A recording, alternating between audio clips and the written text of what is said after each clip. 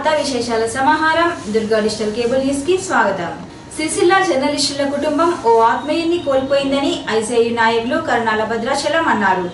ఇటీవల అనారోగ్యంతో మృతి చెందిన సీనియర్ పాత్రికేయులు తౌటి నాగభూషణం సంతాప సభ సిరిసిల్ల ప్రెస్ క్లబ్ ఆధ్వర్యంలో జిల్లా ప్రధాన ఆసుపత్రి సమావేశ మందిరంలో జరిగింది. నాగభూషణం చిత్రపటానికి ఐజేయు నాయకులు కర్నాల భద్రాచలంతో పాటు జర్నలిస్టులు పూలమాలలు వేసి నివాళులర్పించారు. అనంతరం జరిగిన సమావేశంలో భద్రాచలం మాట్లాడుతూ సిరిసిల్ల నేత కార్మికుల సమస్యలతో పాటు అనేక సమస్యలకు అక్షర యుద్ధం చేసిన నాగభూషణం అందరితో ఆత్మీయంగా మెలిగేవారన్నారు. సిరిసిల్ల ప్రెస్ క్లబ్ భవన నిర్మాణం కోసం తపన పడిన నాగభూషణం ఏర్పాటు కాకుండానే మన మధ్యలోంచి నిష్క్రమించారని ఆవేదన వ్యక్తం చేశారు. నిబద్ధతకు నిలువుడద్దంగా నిలిచిన నాగభూషణం మృతితో జర్నలిస్టు కుటుంబం ఓ ఆత్మీయుని కోల్పోయిందన్నారు. రాష్ట్ర నాయకులు తడుక విశ్వనాథం మాట్లాడుతూ ఒకే కుటుంబంలా కలిసిమెలిసి ఉన్న క్రమంలో నాగభూషణం తమను ఒంటరివాణి చేసి వెళ్లారన్నారు. సీనియర్ జర్నలిస్ట్ పద్మపీఠం సంపాదకులు కొక్కుల భాస్కర్ మాట్లాడుతూ నాగభూషణం కుటుంబానికి జర్నలిస్టులు తగిన చేయూత ఇవ్వాల్సిన అవసరం ఉందన్నారు. ఈ కార్యక్రమంలో ప్రెస్ క్లబ్ అధ్యక్షులు ఊరడి మల్లికార్జున్, రాచ లక్ష్మణ్, రాపెల్లి సంతోష్, ఇరుకుల ప్రవీణ్, చెల్ల ప్రసాద్ రెడ్డి పలువురు జర్నలిస్టులు పాల్గొన్నారు.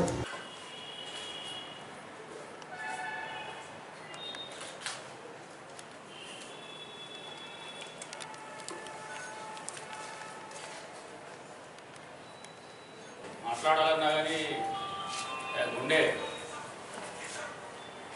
గద్గద స్వరంతో ఉన్నది, ఏం మాట్లాడాలి అర్థం కావడం. నాగభూషణ గారు జర్నలిస్ట్ కాకముందు నుండి నాకు పరిచయం. ఆయన వామపక్ష ఉద్యమంలో పనిచేశాడు అంతకుముందు. అప్పుడు పత్రిక DYFI స్టేట్మెంట్ తీసుకొని వచ్చి ఇచ్చేవారు కాదు. సార్ మీ దాంట్లో అయితే బాగా డీటెయిల్గా వస్తాయి సార్ అని చెప్పి ప్రకటన ఇచ్చి ఇన్స్టిట్యూట్ పోయాడు. అప్పటి నుండి తర్వాత ప్రెస్లోకి వచ్చాడు. ఎప్పుడు ఏ కార్యక్రమం అయినా మీటింగ్లు అయినా ఆయన లేని రోజు అటెండ్ కానీ మీటింగ్లు ఉంటే, సార్ మీరు ఒక్కరు పాయింట్ టు పాయింట్ నమ్మకంగా విశ్వాసంగా చెప్తారు సార్, మీరు చెప్పే ఇన్ఫర్మేషన్ని నేను నమ్ముతాను సార్ ఎందుకని చెప్పి నేను చెప్పేది అని కలిసి ఉండే వాళ్ళం మంచి వాతావరణంలో కలిసి ఉంటున్నాం. ఈ పాత్రికేయ వృత్తి నుంచి ఆయన దూరం కావడం ఒక వంత అయితే, మా కాలనీ పక్కన మా నైబరు కూడా ఆయన కోల్పోవడం అది మరింత బాధగా ఉంది. సోదరుడు నాగభూషణం సారు సంతాప సభ ఈరోజు జరుపుకోవడం అత్యంత బాధాకరమైనటువంటి విషయం. నాగన్న విషయంలో ఈ కార్యక్రమం జరుపుకోవాల్సి వస్తుంది అనేటువంటిది ఏ సందర్భంలో కూడా ఈవెన్ కలలో కూడా ఊహించినటువంటి పరిణామం. ఒక కుటుంబ సభ్యునిగా, ఒక ఆత్మీయునిగా ఆయన చిన్నతనంలో అనేకమైనటువంటి ఇబ్బందులు, కష్టాలు ఎదుర్కొన్నప్పటికీ వాటి అనుభవాలన్నింటినీ కూడా ఆయన జీవితంలో రంగరించుకొని సమాజానికి తన వంతు ఏదైనా ప్రయోజనం కలిగించాలనేటువంటి ఒక మంచి ఆలోచనతో మరి పాత్రికేయ వృత్తిలోకి రావడం జరిగింది. నాకు తెలిసి ఇంతకుముందు విశ్వనాథ్ సార్ చెప్పినట్లుగా సుమారుగా 1987, 88 ఆ ప్రాంతంలో మా దగ్గరికి పత్రిక ప్రకటనలు తీసుకొని వచ్చేవాడు. దాదాపుగా 77, 87 ఆ ప్రాంతంలో చాలా యాక్టివ్గా, చిన్నగా యాక్టివ్గా ఉండేటువంటి వాడు. సారి ప్రకటన తప్పకుండా రావాలి చెప్పేటువంటి వాడు. మళ్ళీ తెల్లవారి రాకున్నా కూడా ఒకవేళ అప్పటి పరిస్థితుల రీత్యా చిన్నగా వచ్చినా సంతోషపడు, రాకపోతే కూడా మళ్ళీ తెల్లవారి ఇంకో ప్రకటన ఇట్లా ఇచ్చేటువంటి వాడు. అప్పటి నుంచి వెళ్ళి కూడా ఉన్నటువంటి కొద్దిమంది జర్నలిస్టులు అయినప్పటికీ కూడా అప్పుడు ఉన్నటువంటి వాళ్ళమంతా ఒక 4, 5 ఉండేటువంటి. అప్పటి నుంచి వెళ్ళి కూడా ఇప్పటి వరకు కూడా దాదాపు ఉన్నటువంటి జర్నలిస్టులు, ఆ తర్వాత ఈ ప్రవాహంలో కలిసినటువంటి అనేక మంది జర్నలిస్టులను కూడా కలుపుకొని ముందుకు తీసుకుపోయేటువంటి ప్రయత్నం చేస్తూ వచ్చారు. ఎక్కడ కూడా జర్నలిస్టులకు సంబంధించినటువంటి నైతిక విలువలు చెడిపోకుండా ఉండడం కోసం ఎన్ని రకాలుగా శ్రమపడాలో అన్ని రకాలుగా శ్రమపడే ప్రయత్నంలో నేనంటూ ఏమన్నా కొంత ప్రయత్నం చేస్తే నాగభూషణం సార్ పూర్తిగా సహకరించేవాడు. నాగభూషణం సార్ ఏమన్నా సలహాలు ఇస్తే వాటిని తూచా తప్పకుండా నేను కానీ మిగతా మిత్రులం కానీ అందరం కూడా పాటించేటువంటి వాళ్ళం. ఆయన మాకంటే వయసులో చిన్నవాడైనప్పటికీ అనుభవంలో చిన్నవాడైనప్పటికీ కూడా మేము ఆయనకు చాలా ప్రాధాన్యత ఇచ్చేటువంటి వాళ్ళం. ఎందుకంటే ఆయన చెప్పేటువంటి సబ్జెక్ట్ ఏదైతే ఉంటుందో ఆయన తప్పకుండా దాన్ని స్ట్రెస్ చేసి ఇది సత్యము, దీన్ని తప్పకుండా ఆచరించాలి, దీన్ని పాటించాల్సినటువంటి అవసరం ఉందనేటువంటి విధంగా మా అందరిని కూడా ఆయన కన్విన్స్ చేసేటువంటి వాడు, ముందుండి వాటి పరిష్కారం కోసం కృషి చేసేటువంటి వాడు. మాకైతే ఇంతకుముందు చెప్పినట్టుగా మేము అసలు ఒక జర్నలిస్టుల కుటుంబాల్లాగా కాకుండా సొంత అన్నదమ్ముల్లాగా బంధువుల్లాగా వాళ్ళ ఇంట్లో ఏం కార్యక్రమాలు ఉన్నా మా ఇళ్ళల్లో ఏం కార్యక్రమాలు ఉన్నా వాళ్ళ ఇళ్ళల్లో అందరం కూడా కలుపుగోలుగా చేసుకునేటువంటి వాళ్ళం. ఏ చిన్న కార్యక్రమం జరిగినా కూడా ఎవరము మర్చిపోకుండా ఆ ఇంట్లో కుటుంబ సభ్యులు కూడా చేయలేనటువంటి పనులను చేసుకునే విధంగా ఉండేటువంటి వాళ్ళం.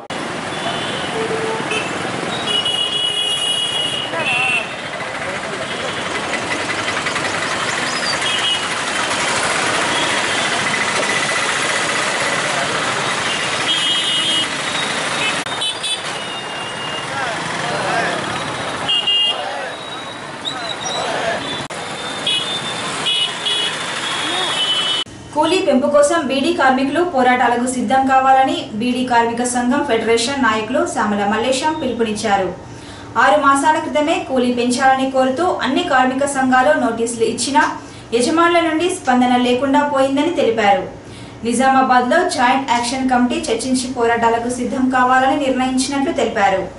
సమావేశంలో బూర శ్రీనివాస్, పోలు కొమరయ్య, ఎలిగేటి రాజశేఖర్, తెలంగాణ రాష్ట్ర సమితి కార్మిక విభాగం జిల్లా నాయకులు వెంగళ శ్రీనివాస్ తదితరులు పాల్గొన్నారు. రాష్ట్రంలో సుమారు 7 జిల్లాలలో 7 లక్షల పైన కార్మికులు బీడీల పని చేసుకుంటూ దాని మీద జీవనం గడుపుతూ ఉన్నారు. వీరికి ప్రతి 2 సంవత్సరాలకు ఒకసారి ఇక కూలీ సవరణ చేసే అలవాటు చాలా సంవత్సరాల నుండి కొనసాగుతూ ఉంది. అయితే ఈసారి 2 సంవత్సరాల క్రితం ఏదైతే ఆ రోజులలో కూడా నామకే వాస్తేనే కొంత ఒక 2 రూపాయల కూలీ పెంచి ఇప్పుడు 1 రూపాయి 60 పైసలు అది బేసిక్ వేజెస్. మిగతా బోనసు, లివిత్ వేజెస్, పండుగల కూలీ ఇవన్నీ కలుపుకుంటే 161 రూపాయి అవుతుంది. కానీ అసలు మూల వేతనము 101 రూపాయి 60 పైసలు మాత్రమే చెల్లిస్తూ ఉన్నారు. ఈ ఒప్పందం గడువు మే నెలతో ముగిసిపోయింది. మళ్ళీ కూలీ పెంచండి, కొత్త అగ్రిమెంట్ చేసుకుందామని చెప్పి యజమానులను 6 మాసాల క్రితమే మేము అన్ని సంఘాల ఆధ్వర్యంలో ఫెడరేషన్ల ఆధ్వర్యంలో మరి డిమాండ్ నోటీస్ ఇవ్వడం జరిగింది. అయినప్పటికీ 6 నెలల నుండి కుర్రె గుర్తని ఒకసారి, ఆ తర్వాత మందం పడ్డదని ఒకసారి, ఇంకా రకరకాలుగా దాటా వేసుకుంటా వచ్చి పెద్ద నోట్ల రద్దు అని ఈ రకరకాలుగా సాగదీస్తూ ఉన్నారు. కాబట్టి ఇక కార్మికులు ఓపిక పట్టే పరిస్థితి లేదు. కాబట్టి నిన్న నిజామాబాద్లో అన్ని ఫెడరేషన్ ఒక సిఐటి తప్ప మిగతా చిల్లర చిన్న చిన్న యూనియన్లు కూడా అందరం సమావేశమై ఒక నిర్ణయానికి రావడం జరిగింది. ఇక కాలయాపన చేస్తే బాగుండదు, యజమానులతో గట్టిగా మరి పోరాటం చేయాలనేది నిర్ణయం చేసుకొని ఈ నెల 31 తారీఖు దాకా గడువు ఇచ్చి మళ్ళీ నోటీస్ ఇవ్వడం జరిగింది యజమానుల సంఘాలు. అయ్యా మీరు ఇక అనుకుంటా దాటేస్తూ ఉన్నారు, కాబట్టి ఈ నెల లోపల అగ్రిమెంటు ఒక న్యాయబద్ధంగా ఒక సంతృప్తికరమైనటువంటి కొత్త ఒప్పందం జరగాలి. జరగకపోతే 2, 4, 3, 4 జనవరి టోకెన్ సమ్మె 2 రోజులు 48 గంటల సమ్మెకు మేము పూనుకుంటాం. కార్మికులందరినీ ఐక్యం చేస్తాం. ఆ తర్వాత కూడా మీరు మరి ఒప్పందం జరగకపోతే మరి విధి లేని పరిస్థితుల్లో నిరవధిక సమ్మెకు కూడా మేము దిగవలసి వస్తుంది అనేది ఘాటుగా వారికి తెలియజేయడం జరిగింది. అందుకొరకే ఇప్పటి నుండే మేము కార్మికులను చైతన్యపరుస్తా ఉన్నాం. ప్యాకింగ్ కార్మికులు ముఖ్యంగా పెద్ద ఎత్తున ప్యాకింగు రోజుకు సరిపడంత ప్యాకింగ్ లేదు. ఆ ప్యాకింగ్ లేనందువల్ల ఇప్పుడు ఇస్తున్నటువంటి వేతనాలు పూర్తిగా తక్కువ వేతనాలు పొందుతూ ఉన్నారు. నెలసరి వేతనాలు వాళ్ళకు సరే నిర్ణయించిన మేరకు వాళ్ళకు వేతనాలు జరుగుతాయి, కానీ ప్యాకింగ్ వాళ్ళకు మాత్రం వాళ్ళు చేసుకున్నంత పని. ఇక బీడీ కార్మికులకు కూడా అదే పరిస్థితి.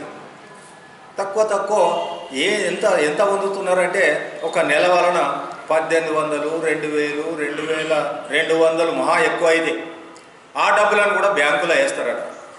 ఆ 2000 కొరకు 2 రోజులు పని ముంచుకొని బ్యాంకుల చుట్టూ తిరిగి వాళ్ళు డబ్బులు తెచ్చుకోవాలి, వాళ్ళ జీవనం గడపాలి. కాబట్టి ఈ విధానాన్ని కూడా మేము నగదు పేమెంట్ చెల్లించండి. ముఖ్యమైనది వేతనాలు ఈ డిసెంబర్ నెలలో అగ్రిమెంట్ జరగాలనేది మేము పోరాటానికి దిగుతూ ఉన్నాం. దీంట్లో ఐఎఫ్టియు, ఏఐఎఫ్టియు, టిఆర్ఎస్, మా ఏఐటీసీ, ఒక్క సిఐటి తప్ప మిగతా ఆల్ కార్మిక సంఘాలు మేము అందరితోటి ఐక్య కార్యాచరణ కమిటీ అనేది ఏర్పాటు చేసుకున్నాం జేఏసీగా. అది ఈ నెల 23 తారీఖు నుండే ఒక నిరసన కార్యక్రమాలు యజమానుల యొక్క సెంటర్ ఆఫీసుల ముందు ధర్నా కార్యక్రమం కూడా చేయాలనేది మేము నిర్ణయించుకోవడం జరిగింది. బీడీ కార్మికుల నూతన అగ్రిమెంటు మరి ఇంతవరకు కూడా బీడీ యాజమానులకు గత 7 నెలల క్రితం అగ్రిమెంటు మరి ఇచ్చిన మన అన్ని కార్మిక సంఘాలు కలిసి కూడా మరి ఒప్పందం చేయాలని చెప్పి కూడా మరి పత్రం ఇచ్చినా కూడా ఇంతవరకు కూడా యాజమాన్యాలు స్పందించడం లేదు. మరి బీడీ కార్మికులు మరి ఇప్పటికే పని లేక పసలు ఉండేటటువంటి పరిస్థితి ఉంది. మరి చాలా మంది వేతనతో అర్ధాకలితో అలమటిస్తున్నటువంటి పరిస్థితి మనకు కనిపిస్తూ ఉంది. ఈరోజు మరి 2 సంవత్సరాలు మరి అగ్రిమెంటు గడిచినా కూడా మరి నూతన ఒప్పందం యాజమాన్యాలు చేసుకోకపోవడం సిగ్గుచేటు. మరి వెంటనే ఈ యొక్క యాజమాన్యాలు స్పందించి మన బీడీ కార్మికుల యొక్క మరి కనీస వేతనాలు అమలు చేయాలని చెప్పి కూడా ఈరోజు డిమాండ్ చేస్తూ ఉన్నాయి అన్ని కార్మిక సంఘాలు కూడా. మరి నిన్న జరిగినటువంటి కార్మిక సంఘాలన్నీ కూడా నిన్న కూడా బీడీ యాజమాన్య అధ్యక్షునికి మరి వినతి పత్రం ఇవ్వడం జరిగింది. ఈ డిసెంబర్ 31 లోపు మరి వెంటనే మరి బీడీ కార్మికులు అగ్రిమెంట్ చేయాలని చెప్పి కూడా మరి వారు డిమాండ్ చేసి కూడా నోటీస్ ఇవ్వడం జరిగింది. అయినా కూడా ఇప్పటికీ డిసెంబర్ 31 వరకు స్పందించకపోతే మరి ఒక 3-4వ తేదీన 48 గంటల పాటు మరి నుంచి మరి బీడీ కార్మికులను మినహాయించాలని చెప్పి ఇదివరకు ఏ పద్ధతిలో అయితే నగదు ఇస్తున్నారో అదే పద్ధతిలో బీడీ యాజమాన్యాలు చెల్లించాలని చెప్పి కూడా ఈ సందర్భంగా తెలియజేస్తూ, అదేవిధంగా కేంద్ర ప్రభుత్వం ఈ యొక్క బీడీ కార్మికుల నగదు బదిలీ నుంచి మినహాయించాలని చెప్పి కూడా ఈరోజు కేంద్ర ప్రభుత్వానికి కూడా డిమాండ్ చేస్తూ ఉన్నాం. పందులను చంపి తమ ఉపాధిని దెబ్బతీయందంటూ రాజన్న సిరిసిల్ల జిల్లా ఎరుకల సంఘం ఆధ్వర్యంలో మున్సిపల్ కార్యాలయం ఎదుట నిరసన తెలిపారు. ఎరుకల సంఘం ఆధ్వర్యంలో మున్సిపల్ కార్యాలయానికి తరలివచ్చి నిరసనకు దిగారు. పట్టణంలో 235 కుటుంబాలు పందుల పెంపకంపై ఆధారపడి జీవిస్తున్నాయని, మున్సిపల్ అధికారులు పందులను చంపడం వల్ల తమ ఉపాధిని కోల్పోతున్నామని, పందులను చంపడం ఆపాలంటూ కమిషనర్కు ఇచ్చిన వినతి పత్రంలో కోరారు. ఈ కార్యక్రమంలో ఎరుకల సంఘం నాయకులు, సభ్యులు పాల్గొన్నారు.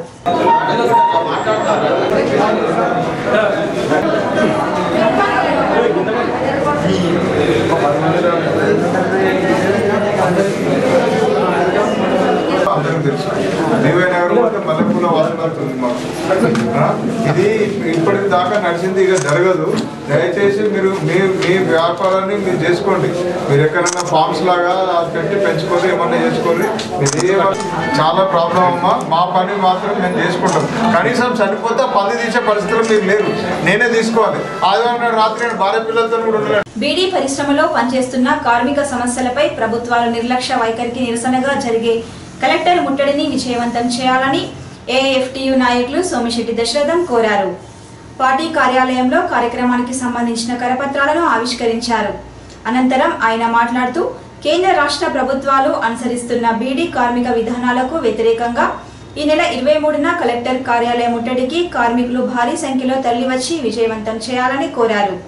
కార్యక్రమంలో నాయకులు ఫణి వెంకటేశం, రాములు, నేరెళ్ల నారాయణ, మల్లేశం, శ్రీనివాసులు పాల్గొన్నారు. రాష్ట్రాన్ని ముఖ్యమంత్రి కేసీఆర్ అభివృద్ధి పథంలో నడుపుతుంటే తప్పుడు విమర్శలు చేయడం పట్ల సెస్ చైర్మన్ దొన్నాల లక్ష్మారెడ్డి ఆగ్రహం వ్యక్తం చేశారు. మంత్రి కార్యాలయంలో ఏర్పాటు చేసిన సమావేశంలో లక్ష్మారెడ్డి మాట్లాడారు. కాంగ్రెస్ పార్టీ నాయకులు కేకే మహేందర్ రెడ్డి ముఖ్యమంత్రి కేసీఆర్, మంత్రి కేటీఆర్లపై చేసిన విమర్శలను తీవ్రంగా ఖండించారు. సమావేశంలో టీఆర్ఎస్ నాయకులు పూర్మాని రామలింగారెడ్డి, టీఆర్ఎస్వి రాష్ట్ర ప్రధాన కార్యదర్శి గజల దేవరాజులు పాల్గొన్నారు.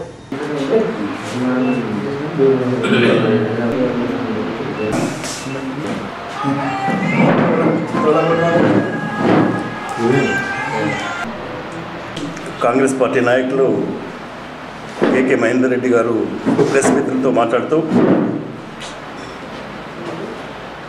గౌరవనీయులు రాష్ట్ర ముఖ్యమంత్రి గారు ఈ రాష్ట్ర ప్రజలకు ఇచ్చినటువంటి వాగ్దానాలను మర్చిపోయి ప్రవర్తిస్తున్నారని చెప్పేసి చెప్పడం జరిగింది. అందులో ప్రధానంగా డబుల్ బెడ్రూమ్ల ఇళ్ల గురించి, విద్యార్థుల ఫీజు రియంబర్స్మెంట్ గురించి, దళితులకు 3 ఎకరాల భూమి ఇచ్చేటువంటి కార్యక్రమాల గురించి మాట్లాడుతూ చెప్పడం జరిగింది. దానికి మేమిచ్చే సమాధానం ఏంటంటే, డబుల్ బెడ్రూమ్ల ఇళ్ళకి ఇప్పుడు హైదరాబాద్లో చేయడం జరిగింది, ఎర్రవల్లిలో చేయడం, నర్సన్నపేటలో కూడా చేయడం జరిగింది. అలాగే జిల్లా కేంద్రాలలో, మండల కేంద్రాలలో ముందుగా తీసుకొని డబుల్ బెడ్రూమ్ నిర్మాణం కోసం తీవ్రంగా ప్రయత్నం చేస్తూ ఉన్నారు. ఏ పరిస్థితుల్లో కూడా ప్రజలకు ఇచ్చినటువంటి వాగ్దానాలను మర్చిపోయే ప్రభుత్వం కాదు ఇది. టీఆర్ఎస్ పార్టీ తప్పకుండా తాము ప్రజలకు ఇచ్చినటువంటి డబుల్ బెడ్రూమ్ ఇళ్ళ నిర్మాణాన్ని రాబో భవిష్యత్తులో పూర్తి చేసుకొని ప్రజలందరికీ ఎవరికైతే ఇండ్లు లేవో వారందరినీ గుర్తించి తప్పకుండా ఇళ్ల నిర్మాణం చేపడుతుందని ఈ సందర్భంగా మేము సమాధానం ఇస్తా ఉన్నాం. అలాగే దళితులకు భూమి కొన్ని ఇవ్వడం జరగడం లేదని చెప్పిన దాని విషయంలో ఎక్కడెక్కడైతే భూమి అందుబాటులో ఉందో అక్కడ కొనడం కానీ, లేకుంటే ప్రభుత్వ భూమి ఉంటే పట్టాలు ఇవ్వడం కానీ జరుగుతూ ఉన్నది. ఒకవేళ ఎటువంటి పరిస్థితుల్లో కూడా భూమి అందుబాటులో లేకపోతే దళితులకు ఉపాధి కల్పించే దిశగా కూడా ఈ ప్రభుత్వం పనిచేస్తూ ఉంది. ఎవరు కూడా దళితులను మర్చిపోయేటువంటి పరిస్థితుల్లో ఈ ప్రభుత్వం లేదు, ఈ పార్టీ లేదనేటువంటి విషయాన్ని దయచేసి కాంగ్రెస్ నాయకులు గుర్తించాల్సిందిగా కోరుతా ఉన్నాను. అలాగే ఫీజు రియంబర్స్మెంట్కి సంబంధించినంత వరకు 320 కోట్ల రూపాయల డబ్బుని మొన్ననే రిలీజ్ చేయడం జరిగింది. దఫాలుగా రిలీజ్ చేస్తూ ఉన్నారే తప్పితే ఒకటేసారి రిలీజ్ చేయడం అని చెప్పేసి అనేది ఎవరితోనూ సాధ్యం కాదు. అయినప్పటికీ కూడా విద్యార్థులందరి యొక్క భవిష్యత్తును దృష్టిలో పెట్టుకొని వాళ్ళ యొక్క మంచి భవిష్యత్తు ఉండాలనేటువంటి అనుగుణంగా ఉండాలనేటువంటి ఉద్దేశంతో డబ్బులు రిలీజ్ చేయడం జరుగుతూ ఉంది. రైతులకు రుణమాఫీ చేయడం లేదని చెప్పేసి అనేటువంటి మాట చెప్పడం జరిగింది. ఇప్పటికే 4 విడతల్లో 3 విడతలుగా రుణమాఫీ రిలీజ్ చేయడం జరిగింది. ఒక్క చారాల వరకు వంతు మాత్రమే మిగిలిపోయినది. దాన్ని కూడా త్వరలోనే బడ్జెట్ తర్వాత మొత్తం ఒకేసారి విడుదల చేసేసి రైతులందరినీ ఆదుకోవడం కోసం ఈ రాష్ట్ర ప్రభుత్వం సిద్ధంగా ఉందనేటువంటి విషయాన్ని అందరూ గమనించాల్సిందిగానే కోరుతా ఉన్నాను. కింది ఆయకట్టు రైతుల బోర్లలో, బావులలో నీటి మట్టం పెరిగి బ్రహ్మాండమైన జలసిరులతో కలకలలాడుతూ ఉన్నాయి. మంచి పని చేసినా కానీ దానిలో చెడును వెతకడం అంటే ఇట్లాంటి కాంగ్రెస్ నాయకులకు 10 సంవత్సరాల అధికారంలో ఉండి ప్రజలకు ఏం చేయలేకపోగా ప్రజలతోటి పక్కకు పెట్టిన వాళ్ళందరూ కూడా ఈరోజు ముందుకొచ్చి మాట్లాడుతూ ఉన్నారు. తెలంగాణ రాష్ట్ర ప్రజలు గమనిస్తూ ఉన్నారు. ప్రజలకు అవసరమైన పథకాలేవి, ప్రజలకు అక్కరలేని పథకాలేవి అని చెప్పేసి ప్రజలకు తెలుసు. అట్లాగే ఈరోజు చాలా సంవత్సరాల నుంచి స్వతంత్రం వచ్చినప్పటి నుంచి గ్రామాలలో కనీసం మంచినీటికి, త్రాగునీటికి కూడా సరైన పథకం లేకుండా గ్రామాలలో పొద్దున్న లేస్తే మహిళా సోదరిమణులు, అక్క చెల్లెళ్ళు ఇంట్లో పని చేసుకొని వ్యవసాయానికో లేకపోతే కూలీ పనికో పోవాలంటే కనీసం కడవడు నీళ్లు లేకుండా, ఒక బిందె నీళ్లు లేని పరిస్థితి చాలా సంవత్సరాల నుంచి గ్రామ ప్రజాప్రతినిధులైన సర్పంచులు కావచ్చు, ఎంపీటీసీలు కావచ్చు, ఎంపీపీలు కావచ్చు, జడ్పీటీసీలు కావచ్చు, ఒక వాడకట్టుకు ఒక బోరు వేయాలన్నా లేకపోతే ఒక గ్రామానికి సరైన మంచినీటి పథకం కల్పించాలన్నా అనేక ఇబ్బందులు పడేది. ప్రభుత్వం చుట్టూ, అప్పటి ఎమ్మెల్యేల చుట్టూ, ఎంపీల చుట్టూ, మంత్రుల చుట్టూ తిరిగి ఆ గ్రామానికి సరైన త్రాగునీటి వసతులు కల్పించలేక అనేక ఇబ్బందులు పడుతున్న నేపథ్యంలో ఈరోజు మిషన్ భగీరథ పథకం ద్వారా ప్రతి ఇంటికి కూడా, అసలు ఏ ఇంటి యజమాని కూడా ఖర్చు పెట్టకుండా, ఏ గ్రామ పంచాయతీ కూడా లక్షలాది రూపాయలు వెచ్చించకుండా ప్రతి ఇంటికి నల్ల నీరు అందించడమే లక్ష్యంగా ఈరోజు మిషన్ భగీరథ కార్యక్రమాన్ని తీసుకురావడం జరిగింది. గౌరవ ముఖ్యమంత్రి గారి నేతృత్వంలో, మన గౌరవ మంత్రి గారి పర్యవేక్షణలో ఆ పథకం రూపుదిద్దుకుంటా ఉన్నది. ఈ దేశంలోని అనేక రాష్ట్రాలు, ఉత్తరప్రదేశ్ కావచ్చు, పశ్చిమ బెంగాల్ కావచ్చు, చాలా రాష్ట్రాలు కూడా మన మిషన్ భగీరథ పథకం చాలా బ్రహ్మాండంగా అది రూపుదిద్దుకుంటా ఉన్నది. బ్రహ్మాండంగా నిర్మాణాలు చేసుకుంటా ఉన్నామని చెప్పేసి ఆయా రాష్ట్రాల ముఖ్యమంత్రులు, ఆయా రాష్ట్రాల అధికారులు వచ్చేసి తెలంగాణ రాష్ట్రానికి వచ్చి చూసిపోయి ఇలాంటి పథకాన్ని మేము కూడా చేపడతామని చెప్పేసి వేణోళ్ళ వాళ్ళు మన పథకాన్ని పొగడుతూ ఉంటే, ఇక్కడి కాంగ్రెస్ నాయకులకు మతి భ్రమించి మనసున పట్టక ఇదేదో మన పనికిరాని కార్యక్రమంగా దాన్ని దుష్ప్రచారం చేస్తూ ఉన్నారు. దయచేసి నేను ప్రజలందరికీ కూడా విజ్ఞప్తి చేస్తూ ఉన్నా, రాబోయే రోజులలో ఈరోజు మిషన్ కాకతీయ ద్వారా చేపట్టిన చెరువులు ఎట్లయితే జలకళతో నిండి ఈరోజు రైతులందరూ సుఖ సంతోషాలతో ఎట్లాగైతే సంతోషంగా ఉన్నారో, రాబోయే రోజులలో ప్రతి గ్రామంలో కూడా ఇంటింటికి నల్ల నీరు వచ్చిన తర్వాత, మిషన్ భగీరథ కార్యక్రమం పూర్తయిన తర్వాత రాబోయే రోజులలో ఈ కాంగ్రెస్ నాయకులను, ఈ పనికి మాలిన ఆరోపణ చేసే నాయకులను గ్రామాలలోకి వచ్చినా కానీ ప్రజలే తరిమి కొట్టే రోజు వస్తుందని చెప్పేసి నేను విజ్ఞప్తి చేస్తా ఉన్నా. జిల్లా సమగ్ర అభివృద్ధికి అన్ని శాఖలు దీర్ఘకాలిక ప్రయోజనాలను దృష్టిలో ఉంచుకొని అభివృద్ధి ప్రణాళికలను రూపొందించాలని జిల్లా కలెక్టర్ డి కృష్ణభాస్కర్ అన్నారు. జిల్లా అధికారులతో జిల్లా అభివృద్ధిపై చర్చించారు. కార్యక్రమంలో జాయింట్ కలెక్టర్ షేక్ యాస్మిన్ బాషా, జిల్లా రెవెన్యూ అధికారి శ్యామ్ ప్రసాద్ లాల్, వివిధ శాఖల జిల్లా అధికారులు తదితరులు పాల్గొన్నారు. ఈ వార్తలు ఇంతటితో సమాప్తం. నమస్కారం.